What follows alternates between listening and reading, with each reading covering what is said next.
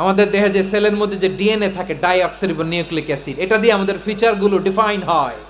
এটা কার কণ্ঠ কেমন, কার চেহারা কেমন, কার স্কিন কালার কেমন, এটা ডিসাইড করেছেন কে? আওয়াজ করে বলেন কে?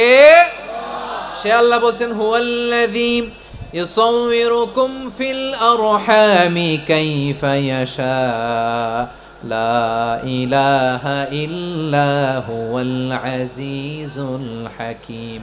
তিনি এমন সত্তা যিনি মায়ের পেটে থাকতেই তোমাদের চেহারার আকৃতি দিয়েছেন, যেমন চেয়েছেন তেমন দিয়েছেন। তিনি কে? আপনার চেহারার ডিজাইন করছে কে? আমারটা ডিজাইন করছে কে? নাকি আমরা করছি? এই ক্ষমতা আল্লাহ আমাদের হাতে দিছে, নিজের হাতে রেখে দিছে। সুবহানাল্লাহ পড়েন।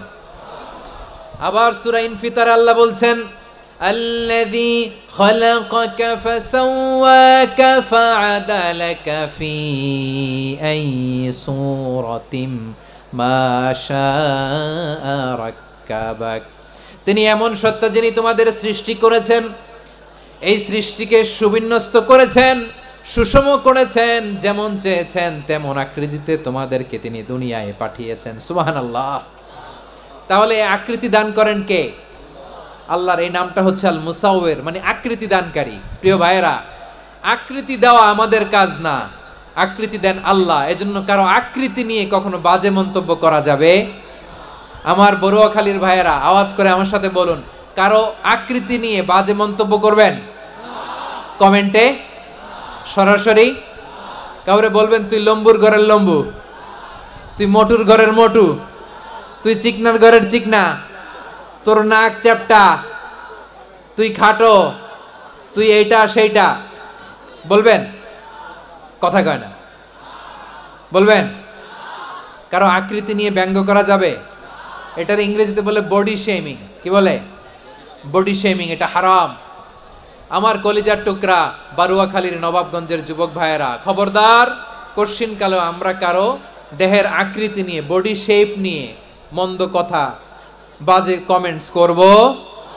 কারণ এই আকৃতিটা দিয়েছে কে? আচ্ছা, ও যে শ্যামলা, ওরে শ্যামলা বানালো কে? আর এই লোক যে ফর্সা, এরে ফর্সা বানালো কে? একজন লম্বা, কে বানালো? আরেকজন খাটো, কে বানালো? তো লম্বা বানাইছে আল্লাহ, বেটে বানাইছে আল্লাহ। ওরে যদি বেটে বলেন, গালিটা কি ওর কাছে যায় না? যায়। যে ওরে বেটে বানাইছে তারে দেয়া হয় গালি। কথা বুঝতেছেন? কারো আকৃতি নিয়ে যদি আপনি ব্যঙ্গ করেন, তাহলে যে সত্তা এই আকৃতি দিয়েছে তাকে ব্যঙ্গ করা হয়।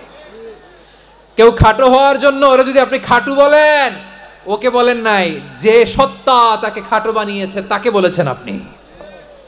তাহলে কারো আকৃতি নিয়ে ব্যঙ্গ করবেন? করবেন? কোশ্চিন কালেও যেন আমরা না করি। প্রিয় ভাইরা, আম্মাজান আয়েশা রাদিয়াল্লাহু তাআলা আনহা, আমাদের প্রিয় আম্মাজান, বিষ্ণু ইসা ইসলামের প্রিয়তমা স্ত্রী। উনি বিষ্ণু ইসা ইসলামের আরেক স্ত্রী, ওনার নাম হচ্ছে সাফিয়া। উনিও আমাদের আম্মাজান। ওনার ব্যাপারে একটা কথা বলতে যে একটা কথা বলেছিলেন, রাসূল সাল্লাল্লাহু আলাইহি ওয়াসাল্লাম এটা পছন্দ করেননি। উনি বললেন যে আপনার স্ত্রী এমন এমন, সরাসরি বলেন না, ইঙ্গিত দিয়ে। নারীদের মধ্যে মানবিক কারণে জেলাসি একটু থাকে, এটা স্বাভাবিক। এটা থেকে নবীর স্ত্রীরাও মুক্ত ছিলেন না, এটা থাকবে। তো তিনি বলেছিলেন যে আপনার অমুক স্ত্রী কাদা ওয়া কাদা, সফিয়া তো এমন এমন, তা আনি কসিরা, এটা দিয়ে বুঝিয়েছিলেন একটু খাটো, একটু স্থূলাকৃতির, একটু মোটা ছিলেন, উনি খাটো ছিলেন। ইঙ্গিত করে যখন রাসূল সাল্লাল্লাহু আলাইহি ওয়াসাল্লামকে এটা বললেন, রাসূল সাল্লাল্লাহু আলাইহি ওয়াসাল্লাম এটা পছন্দ করলেন না। আল্লাহ রাসূল বললেন, আয়েশা তুমি এটা কি বললে? এমন কথা তো তোমার কাছ থেকে আশা করি নাই। তুমি আমার আরেক বিবির ব্যাপারে এমন কথা বললে। আয়েশা তুমি কি জানো, লাকাদ কুলতি কালিমাতান লাউ মুযিজাত বিমাইল বাহরি লামাযাজাতহু, তুমি এমন একটা কথা মুখ দিয়ে উচ্চারণ করেছো, এই শব্দগুলো যদি সাগরের পানিতে ছেড়ে দেয়া হয়, এই কথার তিক্ততার পঙ্কিলতার কারণে নীল সাগরের পানি মুহূর্তেই কালো হয়ে যাবে। আয়েশা খবরদার, আর এরকম বলো না, আর বলো না। রাসূল সাল্লাল্লাহু আলাইহি ওয়াসাল্লাম কখনো বডি শেমিং কে স্পেস দিতেন না, সুযোগ দিতেন না। আল্লাহর নবী সাল্লাল্লাহু আলাইহি ওয়াসাল্লামের এক সাহাবী আব্দুল্লাহ ইবনে মাসউদ রাদিয়াল্লাহু তাআলা আনহু, ওনার পাগুলো ছিল খুব সরু আকৃতির, কৃশ বর্ণের, চিকন। উনি আরাক নামে এক গাছের উপরে উঠেছেন, ডাল ভাঙবেন, ডালা ভেঙে কি করবেন? মেসওয়াক করবেন। তো বাতাসের ঝাপটায় ওনার লুঙ্গি একটু সরে গেল, নিচ থেকে লোকেরা ওনার ওই চিকন পা দেখে ফেললো। দেখে সবাই হেসে কুটি কুটি হাসতেছে সবাই। বিষ্ণু সাল্লাল্লাহু আলাইহি ওয়াসাল্লাম বললেন, হাসলা কেন? সব সাহাবারা বলে, ইবনে মাসুদের পা দেখে হাসছি। রাসূল সাল্লাল্লাহু আলাইহি ওয়াসাল্লাম বলেন, আমার আব্দুল্লাহ ইবনে মাসউদের পা দেখে তোমরা এরকম হাসলা, তার আকৃতি নিয়ে তোমরা এরকম করলা, তোমরা কি জানো?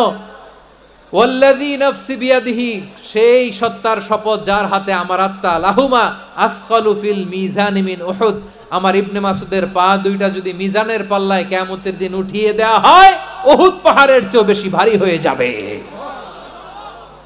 খবরদার কারো আকৃতি নিয়ে ব্যঙ্গ করো না, কারণ আকৃতি সে নিজেরা বানায় নাই, এই আকৃতি দিয়েছে কে?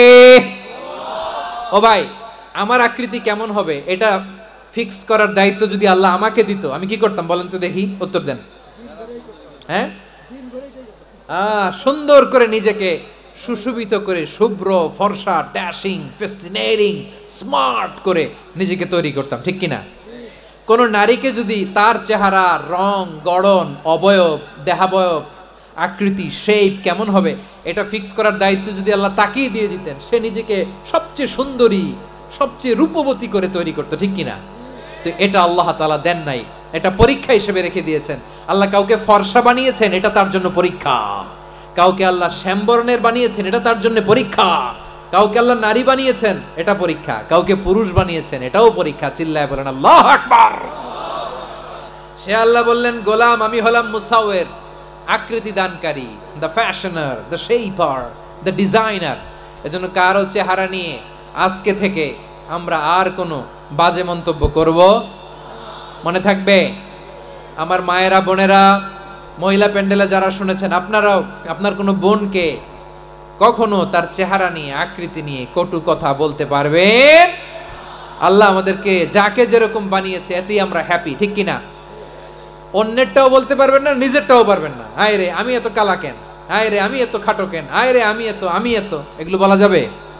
এটা আমাদের একটা বড় আকীদার সাথে কন্ট্রাডিক্ট করে। সেটা হচ্ছে আর রিদা বিল কাদা, বিশ্বাসীরা আল্লাহ যেটা আমাদের জন্য কাদা ফয়সালা করেছেন এটাতে রাদি থাকে, সন্তুষ্ট থাকে, ঠিক কিনা বলেন? আর যদি আপনি কমপ্লেইন করেন তাহলে আপনার অসন্তোষ আপনি প্রকাশ করলেন। নারী হয়ে আপনি খুশি হবেন, আপনি পুরুষ তো এতেই খুশি হবেন। এখন পশ্চিমা বিশ্ব থেকে একটা রোগ বেরোইছে, এটার জেন্ডার ডিসফোরিয়া বলে।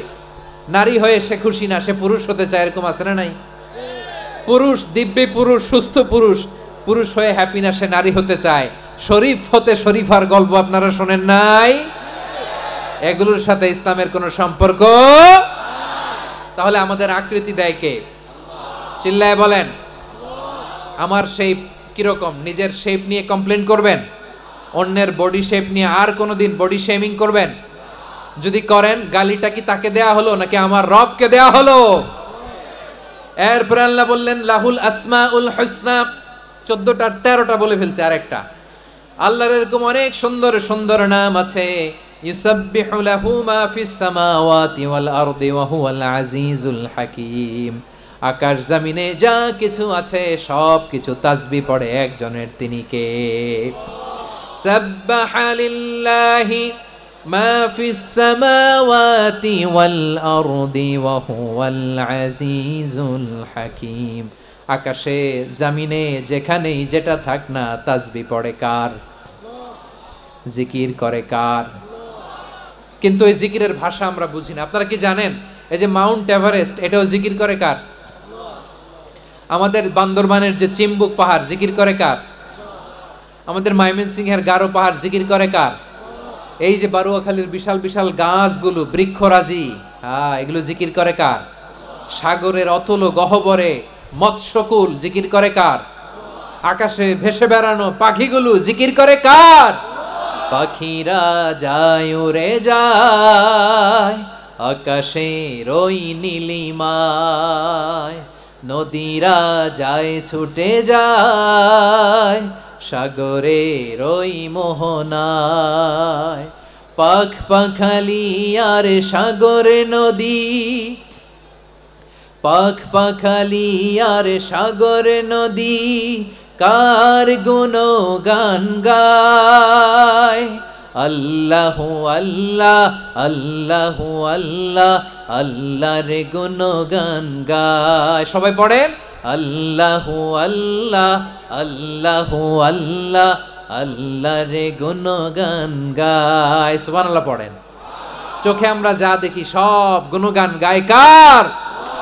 এজন্য আল্লাহ বললেন ওয়া ইম মিন শাইইন ইল্লা ইউসাব্বিহু বিহামদিহি ওয়ালাকিন লা তাফকাহুনা তাসবিহাহুম।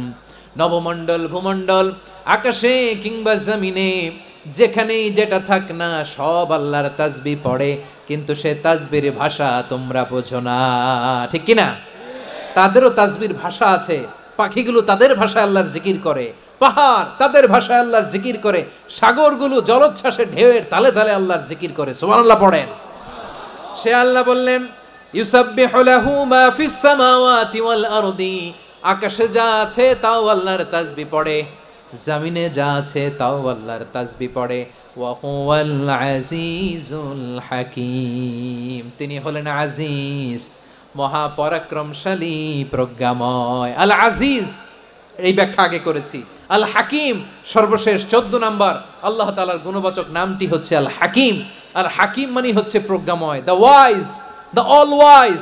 আল্লাহর সব কাজে প্রজ্ঞা আছে না নাই? আল্লাহর চিন্তা, আল্লাহর আদেশ, আল্লাহর সৃষ্টি সবকিছু প্রজ্ঞায় পরিপূর্ণ। সুবহানাল্লাহ, কারণ তিনি আল হাকিম।